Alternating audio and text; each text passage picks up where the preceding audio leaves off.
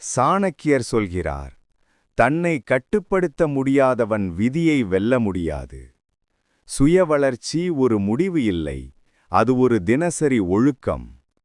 வாழ்க்கை எப்போதும் சோதிக்கும். சிறிய கவனச்சிதறல்கள், பெரிய தடைகள். ஆனால் ஞானி பயப்பட மாட்டான். அவன் மனத்தை போருக்கு தயார் செய்யுவான். அமைதியான கூர்மையான மனம் குழப்பத்தை வெட்டும் மிகப்பெரிய ஆயுதம். தினமும் நீ உன்னை கட்டுப்படுத்தினால் உன் சக்தி தானாக வெளிப்படும்.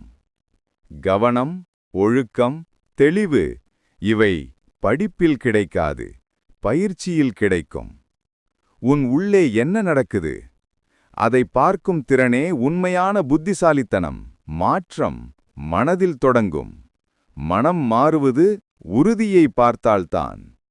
சாணக்கியர் சொன்னார், வெற்றியின் வேரே கவனம். கவனமானவன் தள்ளப்படமாட்டான். தன்னம்பிக்கை ஒரு உணர்வல்ல, அது நீ எடுக்கும் செயல் முடிவு. இன்று செய்த ஒரு நல்ல பழக்கம் நாளை உன் குணநிலையை மாற்றும்.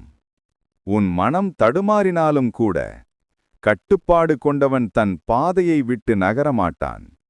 உன் உண்மையான எதிரி வெளியுலகமில்லை, உன் உள்ளே இருக்கும் பயமும் மற்றும் சோம்பேறிதான்.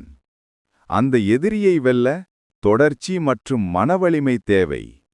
மற்றவர்கள் என்ன நினைக்கிறார்கள், அது உன் பயணத்தை தீர்மானிக்கக்கூடாது. உனக்கு என்ன வேண்டும், அதை தெளிவாகச் சொல்லிக்கொள். தெளிவு வந்தால் சக்தியும் வரும். வெற்றி என்பது ஒரு நாள் சம்பவமில்லை, அது தினசரி சிறிய முடிவுகளின் விளைவு.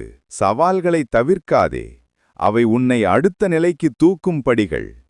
அப்படித்தான் மனதை கூர்மையாக்கு.